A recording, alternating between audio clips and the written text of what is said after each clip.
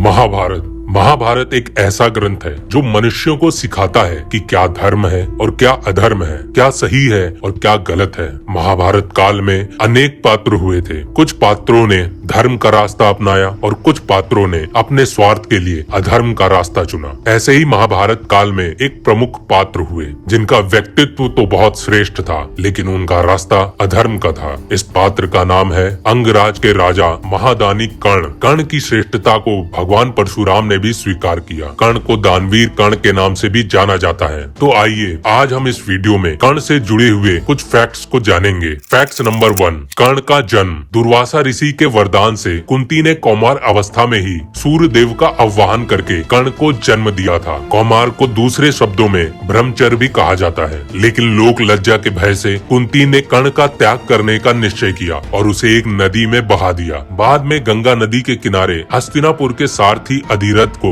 वो बालक मिला और अधिरथ ने उसे अपने घर ले गए। अधिरथ की पत्नी राधा ने उस बालक का पालन पोषण किया। इसी कारण से भगवान श्री कृष्ण कर्ण को राधे के नाम से पुकारते थे। बाद में महादानी कर्ण अंग देश के राजा बने। अंग देश के राजा कर्ण की पहली पत्नी का नाम वृषाली था। वृषाली से कर्ण को वृषेन, सुषेण और वृषकेतु नामक 3 पुत्र प्राप्त हुए और दूसरी पत्नी से चित्रसेन, सूरशर्मा, प्रसेन और भानुसेन नामक 4 पुत्र हुए। फैक्ट नंबर 2, कर्ण का अपमान। कहते हैं कि द्रौपदी को महारथी कर्ण से प्रेम था और कर्ण को भी द्रौपदी पसंद थी। स्वयंवर में कर्ण भी अन्य राजाओं के साथ भाग लेने आए थे। द्रौपदी के पिता राजा द्रुपद का भीष्म से विरोध था और कर्ण भीष्म के पक्ष में रहते थे। इसलिए राजा द्रुपद ने द्रौपदी को पहले ही बता दिया कि कर्ण एक सूत पुत्र है और यदि उसने कर्ण को चुना तो उसे जीवन भर एक दासी की पत्नी के रूप में पहचाना जाएगा। स्वयंवर में निराश द्रौपदी ने एक कठिन निर्णय लेते हुए भरी सभा में कर्ण को सूत पुत्र कहकर अपमानित कर दिया। इस घटना से कर्ण गहराई से आहत हुए। इसके बावजूद द्रौपदी को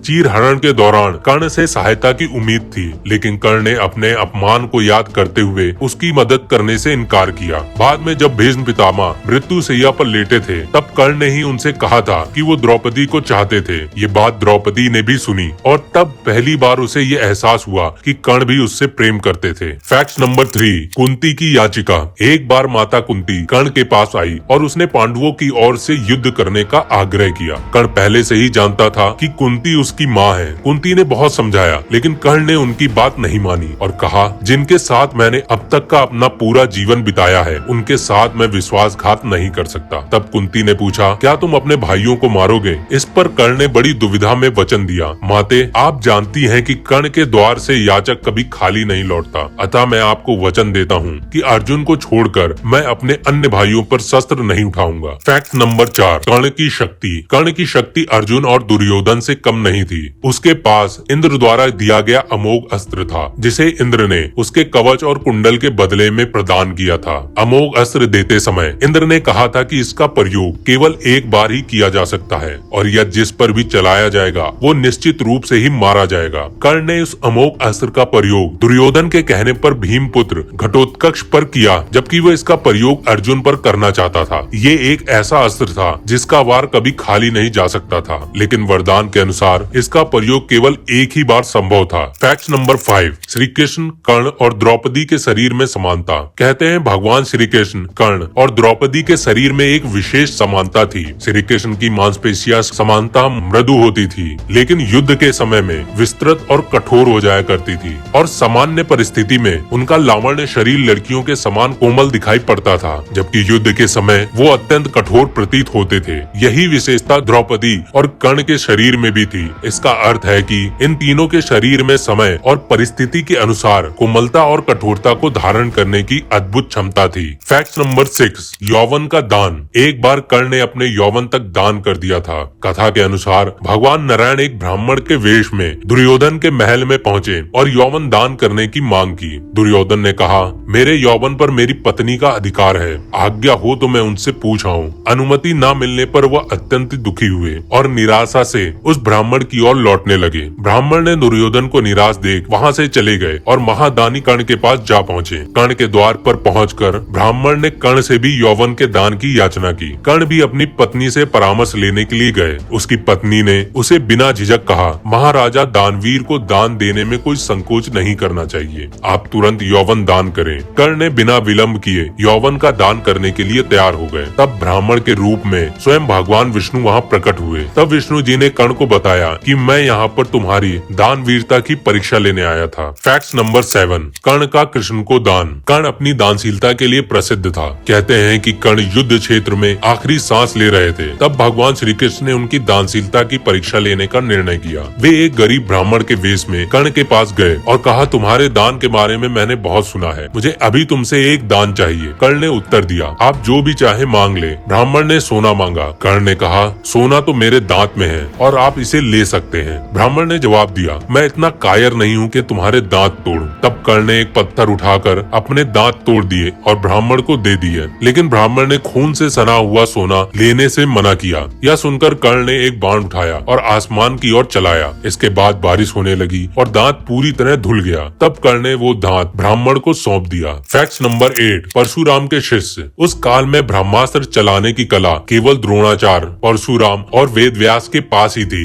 जब द्रोणाचार्य ने कर्ण को ब्रह्मास्त्र सिखाने से मना कर दिया तो कर्ण परशुराम के पास गए, लेकिन परशुराम ने ये प्रण लिया था कि वे ब्राह्मणों को ही विद्या सिखाएंगे। कर्ण ने खुद को ब्राह्मण का पुत्र बताकर ये विद्या उनसे प्राप्त की। लेकिन एक दिन जब परशुराम कर्ण की गोद में सिर रखकर सो रहे थे तो एक कीड़ा उनकी जांघ पर आकर काटने लगा। कर्ण ने घाव सहन किया, लेकिन कर्ण ने जरा सी भी विरोध प्रतिक्रिया नहीं दी ताकि परशुराम की नींद न टूटे। परशुराम की नींद खुली तो उसने कर्ण से पूछा, तुमने कीड़े को हटाया क्यों नहीं? कर्ण ने कहा, मैं डरता था कि आपकी नींद टूट जाएगी। परशुराम ने कहा, किसी ब्राह्मण में इतनी सहनशीलता नहीं होती, तुम निश्चित ही ब्राह्मण नहीं क्षत्रिय हो। इस तरह परशुराम ने कर्ण की सच्चाई को पहचान लिया और क्रोध में आकर परशुराम ने कर्ण को श्राप दिया कि तुमने झूठ बोलकर ये विद्या मुझसे हासिल की है और जब इस विद्या की तुम्हें सबसे अधिक आवश्यकता होगी तब तुम इस विद्या को भूल जाओगे। और युद्ध के समय ऐसा ही हुआ। कर्ण को ब्रह्मास्त्र की आवश्यकता जब पड़ी तो वो इसे चलाना ही भूल गए। फैक्ट नंबर 9, ब्राह्मण का श्राप। परशुराम जी के आश्रम में शिक्षा प्राप्त करने के बाद कर्ण शब्द वेदी विद्या का अभ्यास कर रहे थे। एक दिन उन्होंने एक गाय के बछड़े को अन्य वन्य पशु समझकर बाण चला दिया, जिसमें बछड़ा मारा गया और उसके स्वामी ब्राह्मण ने कर्ण को श्राप दिया कि जैसे तुमने असहाय बछड़े को मारा है वैसे ही एक दिन तुम भी मारे जाओगे जब तुम्हारा ध्यान अपने शत्रुओं से हटकर कहीं और होगा। और ये श्राप सच साबित हुआ। महाभारत के युद्ध के दौरान कर्ण का रथ जमीन में धंस गया। जब वो रथ का पहिया निकालने में व्यस्त थे और घबराए हुए थे और उसका ध्यान युद्ध से हट गया, तब अर्जुन ने इस मौके का फायदा उठाकर कर्ण के ऊपर अपने शस्त्रों से वार किया और उसे मार दिया, जिससे कर्ण की मृत्यु हो गई। फैक्ट नंबर 10, कृष्ण नीति। युद्ध में एक और कृष्ण थे और दूसरी ओर कर्ण। कर्ण दुर्योधन के मित्र थे जबकि कृष्ण अर्जुन के सारथी थे। यदि युद्ध में कर्ण को असहाय स्थिति में देखकर न मारा जाता तो अर्जुन की क्षमता नहीं थी कि वो कर्ण को मार सके। कृष्ण की नीति के तहत ही कर्ण का विवाह द्रौपदी से नहीं होने दिया था। कृष्ण ने ही अपनी नीति से कर्ण के कवच और कुंडल छीन लिए और इंद्र द्वारा दिया गया अमोघ अस्त्र जो अर्जुन को मारने के लिए कर्ण ने रखा था वो घटोत्कच पर चलवा दिया। इस तरह हम देखते हैं कि युद्ध में पहले से ही कर्ण और कृष्ण के बीच छल युद्ध चल रहा था। कृष्ण ही थे जिन्होंने अंत में नीति के तहत कर्ण को ये बताया कि कुंती तुम्हारी माँ है, जिससे उसका मनोबल को कमजोर किया जा सके। लेकिन युधिष्ठिर और अर्जुन को ये बात नहीं पता थी कि कर्ण उनका बड़ा भाई है। यदि युधिष्ठिर को या अर्जुन को ये बात पता चल जाती तो अर्जुन और युधिष्ठिर कभी युद्ध में उतरते ही नहीं और वो राजपाट की लड़ाई छोड़कर कर्ण को ही राजा बनाने में लग जाते। तो ये थे महारथी कर्ण के कुछ अनोखे फैक्ट्स।